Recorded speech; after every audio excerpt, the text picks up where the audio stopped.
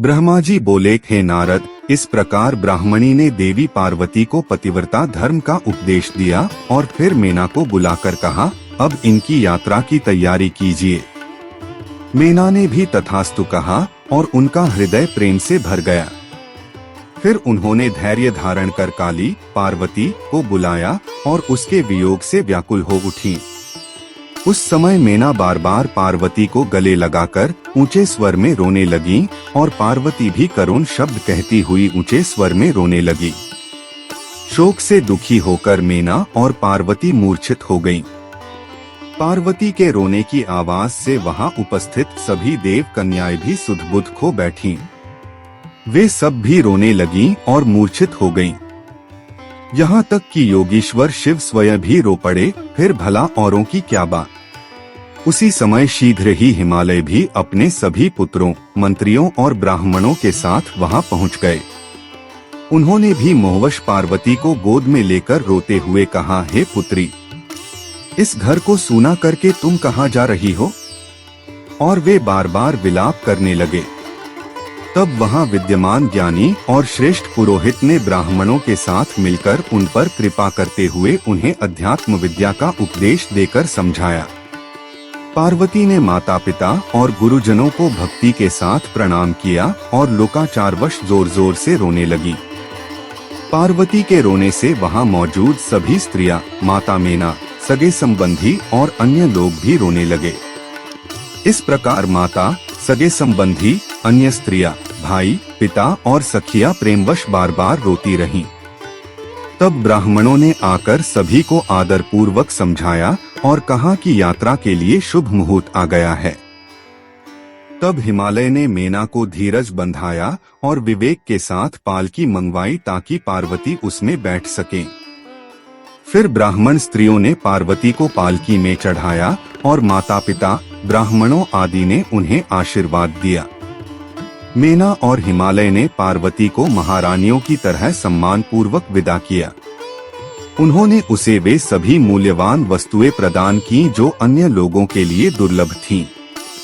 हे मुनि, पार्वती ने माता पिता, गुरुजन, ब्राह्मण, पुरोहित, सगे संबंधियों और अन्य स्त्रियों को श्रद्धा पूर्वक प्रणाम किया और फिर यात्रा पर निकल पड़ी। परम ज्ञानी हिमालय भी अपने पुत्रों के साथ प्रेम में डूबे हुए पालकी के साथ वहां पहुंचे जहां सभी देवता ठहरे हुए थे। इसके बाद सभी ने भक्तिपूर्वक भगवान सदाशिव को प्रणाम किया और उनकी स्तुति करते हुए अपने अपने नगर लौट गए। जैसे ही पार्वती कैलाश पहुंची, वहां बहुत बड़ा उत्सव मनाया गया। शिवजी ने पार्वती से कहा, हे देवेश्वरी, मैं तुम्हें तुम्हारे पूर्व जन्म की बात याद दिला रहा हूँ। यदि तुम्हें अपनी लीला से यह स्मरण हो तो बताओ, तुम आज से नहीं, जन्म जन्मांतर से मेरी प्राणप्रिय रही हो। ब्रह्मा जी बोले, जब पार्वती ने अपने स्वामी महेश्वर का यह वचन सुना तो वे मुस्कुराते हुए उत्तर देने लगी। पार्वती बोली, हे प्राणनाथ, मुझे सब कुछ याद है, किंतु हे भव, इस समय कृपया मौन रहें और आज जो कार्य उपस्थित है उसे शीघ्र पूरा कीजिए। आपको नमस्कार है। ब्रह्मा जी बोले, इस प्रकार प्रिय पार्वती के मधुर और अमृत जैसी वाणी को सुनकर विश्वेश्वर अत्यंत प्रसन्न हो गए और विवाह संबंधी लौकिक परंपराओं में जुट गए। भगवान शिव ने अनेक प्रकार की भोज्य सामग्री का आयोजन किया और नारायण आदि समस्त देवताओं को अनेक मनोहर व्यंजनों का आदर पूर्वक भोजन कराया। अपने विवाह में पधारे सभी अतिथियों को उन्होंने प्रेम पूर्वक, विधि पूर्वक और उत्तम रसयुक्त भोजन कराया।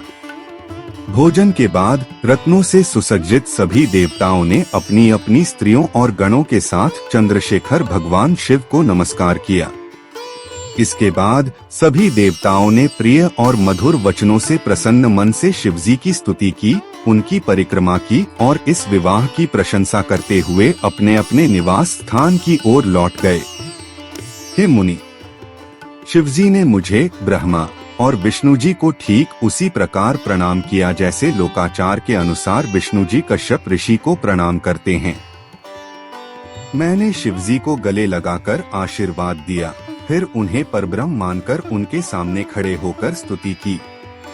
इसके पश्चात मैं और विष्णु, शिवा, पार्वती और शिव को प्रणाम करके इस विवाह की प्रशंसा करते हुए अपने अपने स्थान पर लौट गए।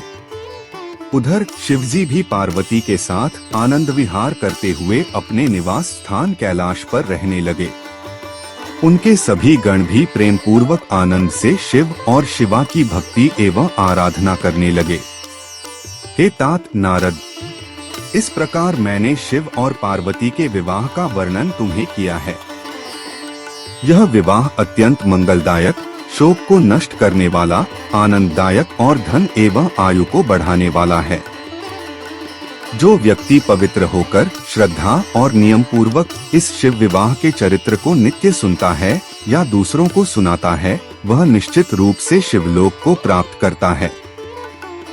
मैंने जो यह कथा सुनाई है वह अद्भुत, मंगलमयी, सभी विघ्नों का नाश करने वाली, समस्त रोगों को दूर करने वाली, यश देने वाली, स्वर्ग और आयु प्रदान करने वाली, संतान संपत्ति बढ़ाने वाली, सभी इच्छाओं को पूर्ण करने वाली, भोग और मोक्ष प्रदान करने वाली, अकाल मृत्यु को टालने वाली, महान शांति देने वाली, कल्याणकारक, अशुभ स्वप्नों को शांत करने वाली और बुद्धि, ज्ञान आदि की वृद्धि करने वाली है।